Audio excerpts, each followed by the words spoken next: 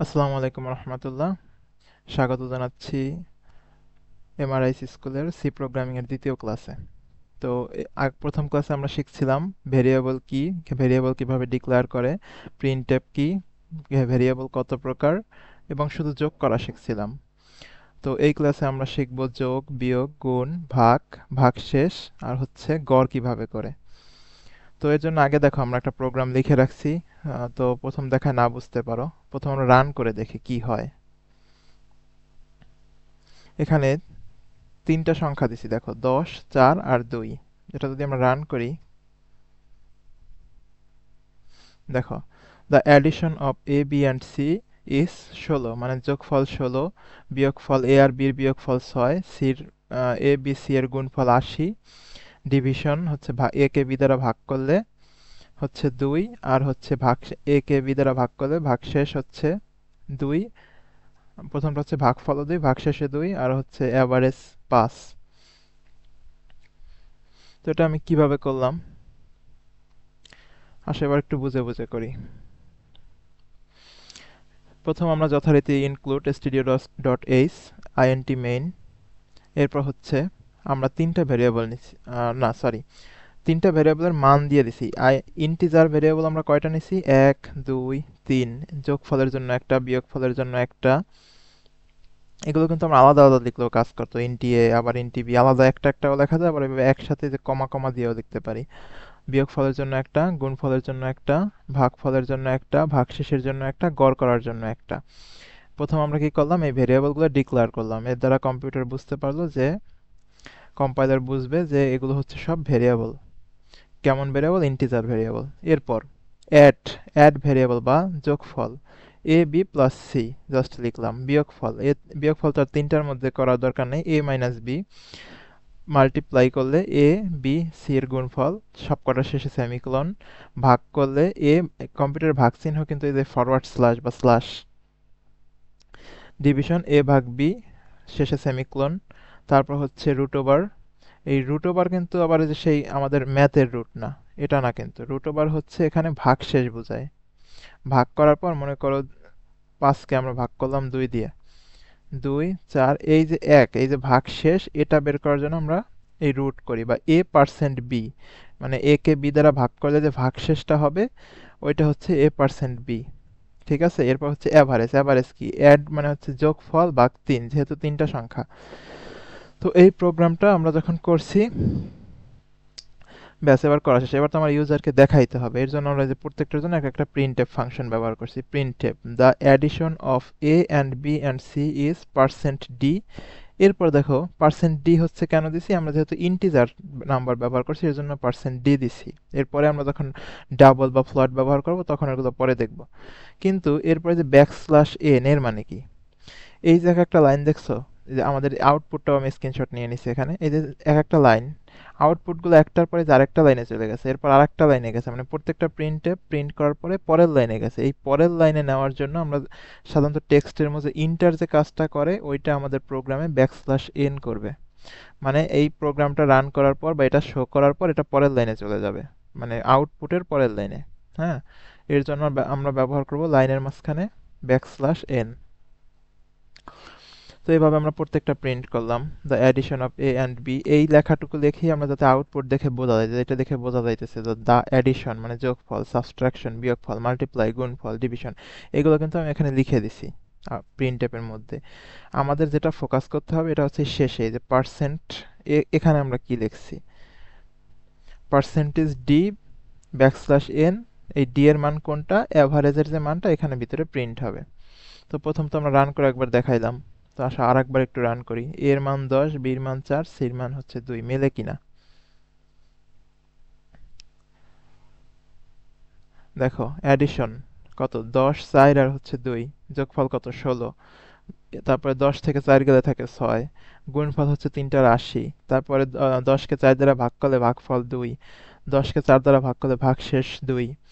আর হচ্ছে তোমার 10, 4 আর সি হচ্ছে যোগ, গড় করলে হবে 5। তার মানে আমাদের ফাংশন বা আমাদের কোডগুলো ঠিকভাবে রান করছে। এবার আসো, সরি, এখন এগুলো তো ছিল সব ইন্টিজার নাম্বার 10। তারপর আবার আমি সংখ্যাগুলো দিয়ে দিচ্ছি।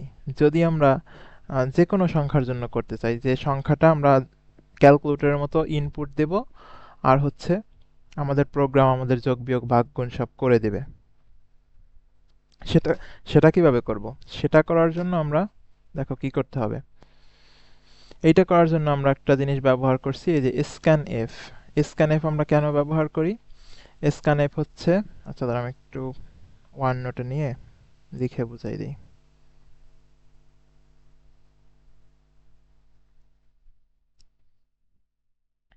সরি, একটু সময় নিচ্ছি।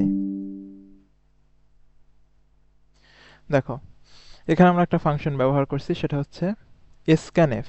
এই যে, এখন এই স্ক্যানএফ আমরা কেন ব্যবহার করি? ইউজারের থেকে কোনো ইনপুট নেওয়ার জন্য আমরা স্ক্যানএফ ব্যবহার করব। এটা যথারীতি প্রিন্টএফের মতো ব্র্যাকেট ডাবল কোটেশন। এখানে হচ্ছে কোন ধরনের ভেরিয়েবল, এখানে আমি ডবল ভেরিয়েবল নিছি। ডবল কেন? কারণ এবার ইউজার কি করবে, চাইলে দশমিক সংখ্যাও ইনপুট দিতে পারবে। এর জন্য আমরা ডবল অথবা ফ্লট নিলেও হয়তো, ফ্লটও যদি নিতাম, ফ্লট নিলেও হয়তো, বাট ডবল হচ্ছে বেশি অ্যাকুরেট, এই জন্য আমরা ডবল নিছি। এটা বানানটা কিন্তু ডিইউ ডাবল বি না, DOUBLE। হ্যাঁ, তো এবারের ভেরিয়েবলগুলো কি সব ডবল বা দশমিক সংখ্যা। চাইলে তুমি পূর্ণ সংখ্যাও দিতে পারো, দশমিক সংখ্যাও দিতে পারো, মানে ইউজার যা মন চায় তাই দিবে। এখন প্রথমবার কিন্তু আমরা বলে দিছিলাম, এই দেখো প্রথম কোডগুলোতে আমরা কিন্তু বলে দিছিলাম যে এর মান 10, বির মান 4, সির মান 2। বাট এইবার কি করব, ক্যালকুলেটরের মতো আমরা কিছু বলবো না, ইউজার তার মন মতো দিবে, ইউজার সংখ্যাগুলো দিবে। তার মানে কি, আমার ইউজারের থেকে নিতে হবে বা ইনপুট নিতে হবে। এর জন্য আমরা একটা ফাংশন ব্যবহার করি, স্ক্যানএফ। স্ক্যানএফ, তো এটা দেওয়ার পর যথারীতি bracket double quotation, double quotation দেওয়ার পর ভেরিয়েবলের টাইপ অনুযায়ী যদি আমরা ইন্টিজার দিতাম তাহলে percentage F D, sorry percentage D দিতাম। বাট আমরা দিতেছি কি ফ্লট বা ডাবল। ডাবলের জন্য কি percentage L F, double quotation শেষ, কমা, এরপর একটা জিনিস দিতে হয়, এটা এখানে হচ্ছে আমরা কোন মানটা ইনপুট নেব ওইটা লিখতে হবে। মনে করো আমরা প্রথম কি ইনপুট নিছি, এখানে দেখো তোমাদের আমি দুই দুই লাইনে লিখছি, এটা এক লাইনে আমরা তিনটা লিখতে পারতাম বোঝানোর জন্য। যদি আমরা একটাই নিতে চাই, স্ক্যানে এরপর কমা দিয়ে এখানে লিখবো পার্স এম, সরি এম% এ, মানে যার ভ্যালুটা আমরা ইনপুট নেব ওইটার আগে একটা এম% দিতে হয়। এটা স্ক্যানএফ আর প্রিন্টএফের মধ্যে পার্থক্য, এই এম%টা দিতে হয়। ঠিক আছে, তাইলে প্রথম আমরা নিলাম এর মান। এরপর যদি আমরা একসাথে দুইটা বা তিনটাও নিতে চাই তাহলে কি করব, পার্সেন্টেজ এলএফ, পার্সেন্টেজ এলএফ, এভাবে। যদি আরো একটা হতো স্পেস দিয়ে আরেকবার পার্সেন্টেজ এলএফ নিতাম যদি তিনটা নিতে চাইতাম। তারপর হচ্ছে কোন কোন, এই দুইটা নিছি, কোন দুইটা, এম%বি, এম%সি। এবার কি হলো আমাদের, আমরা তিনটা মানে ইনপুট নিয়ে নিলাম বা কম্পিউটার এভাবে ইনপুট নিয়ে নিল। এরপর দেখো কি করছি, যখন আমরা এ বি সি এর মান পাইলাম তারপর যথারীতি আমরা এগুলো দেখলাম যে এডিশন, যোগফল, সাবট্রাকশন, আগের মতো মাল্টিপ্লাই, ডিভিশন। এখানে কিন্তু একটা জিনিস নাই, রুট বা ভাগশেষ নাই। কারণ কি, দশমিক যদি আসে তখন কি আমাদের কোনো ভাগে ভাগশেষ থাকে? 2.1 ভাগ 5.4, এখানে তো ভাগফলটাও দশমিক সংখ্যা হয়, তখন কি হয়, আর ভাগশেষ থাকে না। এই জন্য আমার এখানে রুটের যে ফাংশনটা ওটা বাদ গেছে। এরপর হচ্ছে অ্যাভারেজ বা তিনটা সংখ্যার গড়, এরপর যথারীতি printf, the addition of A B and C, তারপর হচ্ছে বিয়োগফল, তারপর গুণফলের জন্য একটা প্রিন্টএফ, তারপর হচ্ছে ডিভিশন বা ভাগফল, তারপর হচ্ছে অ্যাভারেজ বা গড়। তো করলাম, এবার আসো আমরা কোড ব্লকসে রান করি ফাংশনটা, এই কোডগুলো। চলে আসলাম আমাদের কোড ব্লকসে, এই আমাদের কোড। এবার আমরা রান করলাম টার্মিনালে। দেখো কি লেখা আসছে, ইনপুট 3 নাম্বার। এটা কিন্তু আমরা বোঝার জন্য যে আগে একটা প্রিন্টএফ দিয়ে লিখে দিছিলাম, input 3 number A B and C, ওইটাই যে শো করছে input 3 number A B and C. তার মানে কি, আমরা ইউজারকে বলতেছি যে আপনি তিনটা নাম্বার আমাদেরকে ইনপুট দেন। তাহলে আমরা আসি ইনপুট দিই, প্রথমটা দিলাম মনে করো 20, এর 20 কিসের মান গেল, এর মান দেওয়ার পর ইন্টার। এবার আরো কার্সর ব্লিঙ্ক করছে, মানে আরেকটা মান যাচ্ছে, আরেকটা মান কি, এবার হচ্ছে বির মান। আমরা একটা এমন মান দেই যাতে, ও সরি, আমরা এবার দশমিক মান দেই। 20, 20 না, আমরা এখানে দেই মনে করো 9.123 বা সামথিং দশমিক। এবার আবার সির মান, এটাও আমরা দশমিক মান দিই, 4.2556। কি হলো, এ বি সি দেওয়া শেষ, এবার আমরা ইন্টার চাপ দিই। দেখো কি করছে, the addition of A B and C মানে কি যোগফল, এই যে এটা কাজ করছে কিন্তু। আর এই প্রথম প্রিন্ট টেপের কারণে আমরা দেখতে পাচ্ছি যে এ বির যোগফল কত, 33, 20 9 4, হ্যাঁ 33, ঠিক আছে।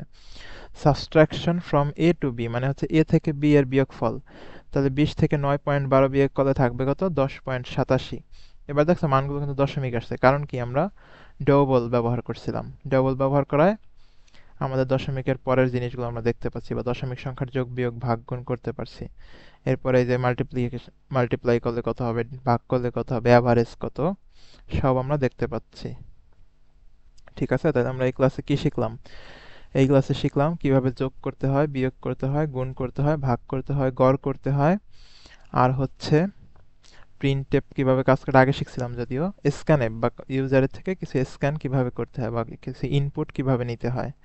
ঠিক আছে, আশা করি বুঝতে পারছো। না বুঝলে কমেন্ট বক্সে লিখে দেবা কোন অংশ বোঝো নাই, বা কোনো প্রবলেম হলে লিখে দিতে হবে। আচ্ছা, আজকে এই পর্যন্তই, দ্বিতীয় ক্লাস। আল্লাহ হাফেজ, ভালো থাকো সবাই।